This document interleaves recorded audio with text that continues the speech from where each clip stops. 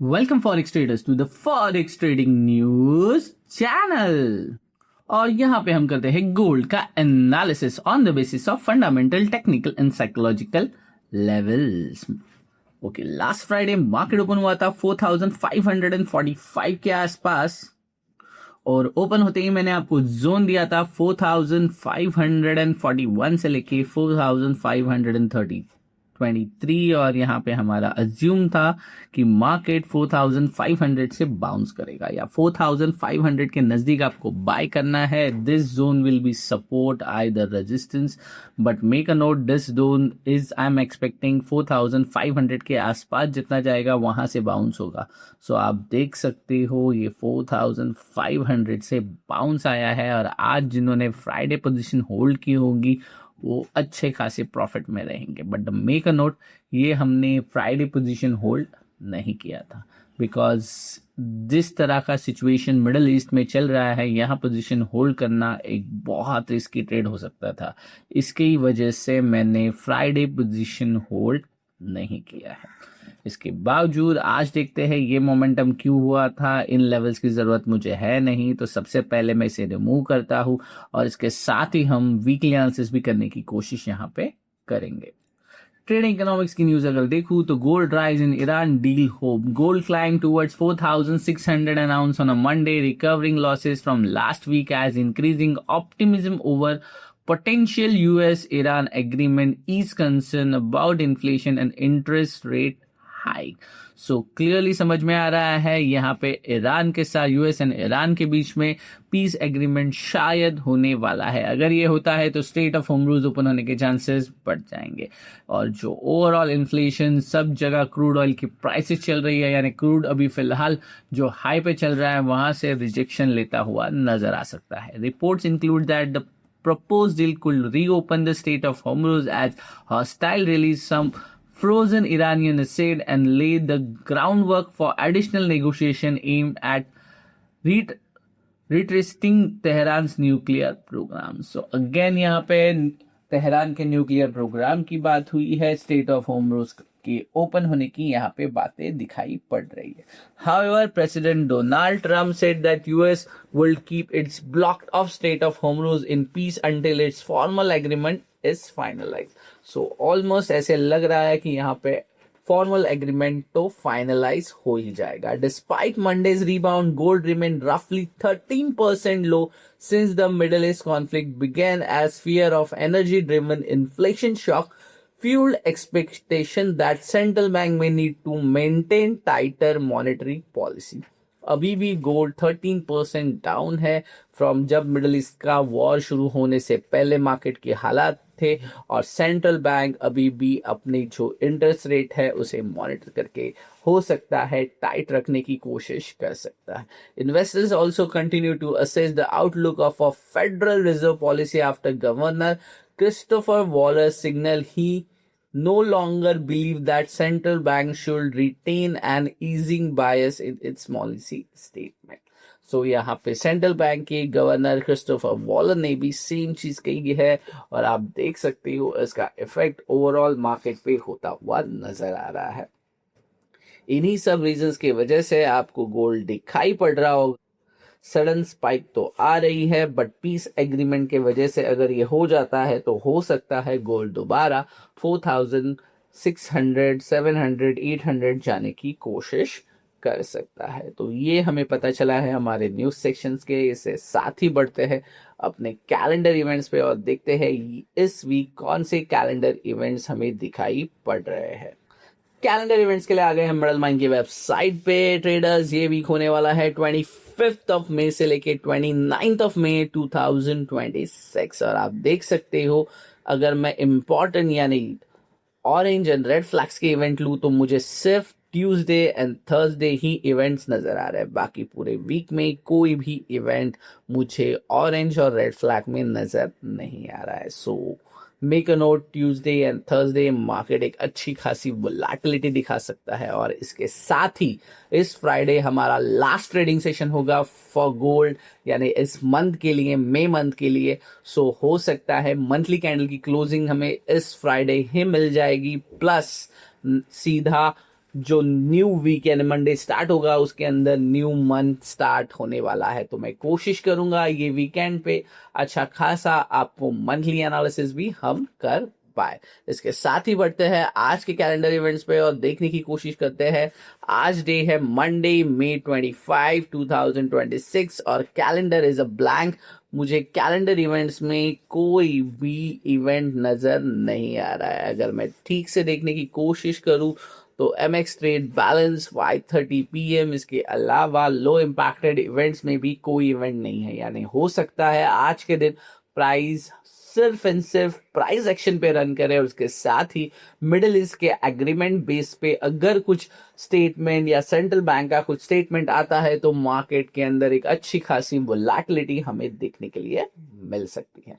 इसके साथ ही बढ़ते हैं अपने मोस्ट फेवरेट टेक्निकल एनालिसिस की तरफ और देखने की कोशिश करते हैं मार्केट किस तरफ रुख करने की कोशिश कर रहा है।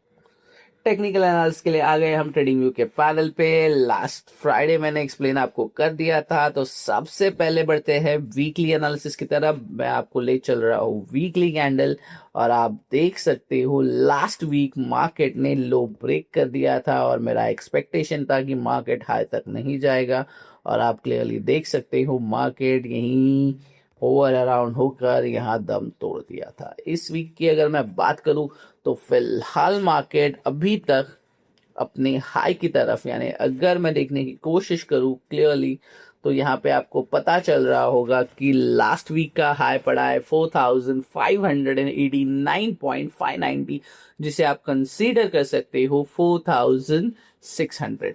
और अगर मार्केट इस बार 4600 को टच भी कर लेता है तो मैं एक्सपेक्ट करूंगा कि मार्केट ऊपर जाने की कोशिश करेगा, इसे ब्रेक नहीं करेगा। अगर दोबारा 4500 पे आता भी है तो इसे एक स्ट्रॉन्ग सपोर्ट के रूप में हमें देखने के लिए मिलेगा और मार्केट यहीं से बाउंस करता हुआ नजर आ सकता है। सो जो स्विंग ट्रेडर्स है लॉन्ग टाइम के लिए वेट कर रहे हैं उनके लिए सिंपल सजेशन यही रहेगा कि मार्केट ने यहाँ पे 4500 पे बाइंग दी है और इसका टारगेट आप लगभग कर सकते हो 4777, जो कि अप्रॉक्स बनता है 4800। क्यों ये कह रहा हूं, क्योंकि आप देख सकते हो लास्ट वीक का हाई और उससे पहले का हाई पड़ा है 4800 पे। सो मार्केट रेजिस्टेंस लेने के लिए अगर जाता है तो यहां तक जा सकता है। इससे पहले मार्केट को 4600 ब्रेक करना होगा और अगर मार्केट 4600 ब्रेक करता है तो नेक्स्ट टारगेट हमारा बनता है 4800। सो क्लियरली 4800 के लिए ही मैं ट्रेड करने पसंद करूंगा। वेट एंड वॉच करो। ये लॉन्ग टर्म लॉन्ग जो स्विंग ट्रेडिंग करते हैं उनके लिए मैंने ये टारगेट्स SL यहाँ पे एक्सप्लेन किए, बट आपकी बाइंग नियर होनी चाहिए 4500, then only you can go for a 4800। Traders में $300 की यहाँ पे बात कर रहा हूँ। ये बड़े ट्रेडर्स जो होल्डिंग कर आप ट्रेड करते हो उनके लिए है। और इसके साथ ही अगर मैं 1 डे के टाइम फ्रेम पे आऊं तो आप देख सकते हो मार्केट ने लास्ट 1 2 3 4 5 डेज से यहाँ पे हिटिंग ही की है। 4 डेज से, सॉरी। सो ये 4 डेज बहुत इंपॉर्टेंट हो जाते हैं और मैंने वीक के स्टार्ट में ही कहा था कि 4500 को मार्केट को छोड़ना इतना आसान होने वाला नहीं है। आज के दिन अगर मार्केट 4500 के ऊपर रहता है तो कल हम देखने की कोशिश करेंगे मार्केट दोबारा 4500 आ रहा है या नहीं, या फिर मार्केट कोशिश करेगा यहाँ से अपना न्यू हाई क्रिएट करने की, जो बनता है अप्रॉक्स 4800 के आसपास, 4775। और मैं अगर क्लियरली यहाँ देखने की कोशिश करूँ तो अबव 4000 ही बनेगा, जो हमारा रेजिस्टेंस लेने के लिए मार्केट जाएगा 4900 के आसपास।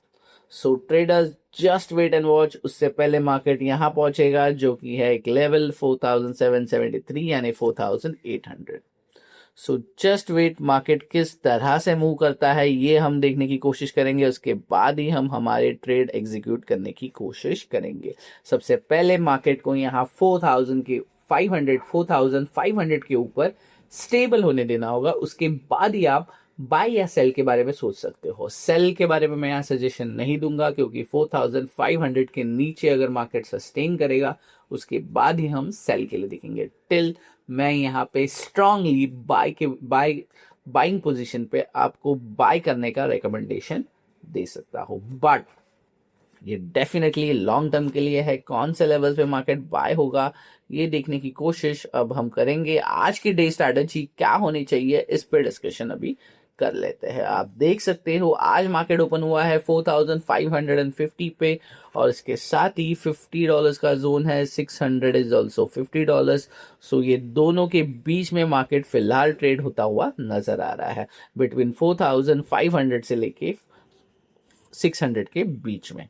इसके साथ ही बढ़ते हैं स्मॉलर टाइम फ्रेम पे और देखने की कोशिश करते हैं मार्केट ने कोई जोन हमें दिया है या नहीं। क्लियरली यहाँ पे बाइंग साइड है, बट मैं सजेस्ट करता हूँ वेट एंड वॉच। जब तक मार्केट यहाँ पे अच्छा खासा स्विंग या स्ट्रॉन्ग बाइंग नहीं करता तब तक हम बाई के लिए नहीं जाएंगे। या हो सकता है मार्केट यहाँ आए, यहाँ एक जोन क्रिएट करे और इसके बाद ही यहीं से बाउंस करे।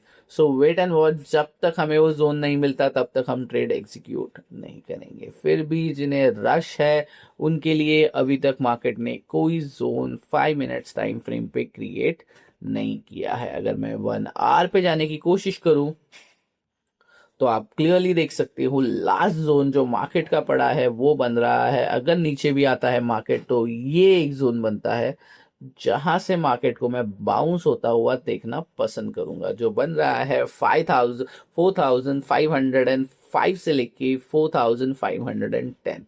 यानी यहां तक मार्केट हो सकता है इस तरह से आए फिर जाए, या आज का पूरा दिन यहीं रहे, होवर अराउंड होता रहे और कल के दिन यहाँ आकर यहाँ से बाउंस करने की कोशिश करें। सो बहुत ज़्यादा चांसेस है। मैं सजेस्ट करूंगा इन लाइंस को वॉच करो 4510 से लेके 4505, और जिस तरह मार्केट बिहेव करता है उसे देखने की कोशिश करो। अगर आपका ट्रेड सेटअप नहीं बन रहा है तो सिंपली ट्रेड को अवॉइड करो and just wait and watch. जब मार्केट में सही मोमेंटम आएगा उसके बाद ही आप ट्रेड एग्जीक्यूट करने की कोशिश कीजिएगा। So overall that's it from my side. Thanks for watching forex trading news channel.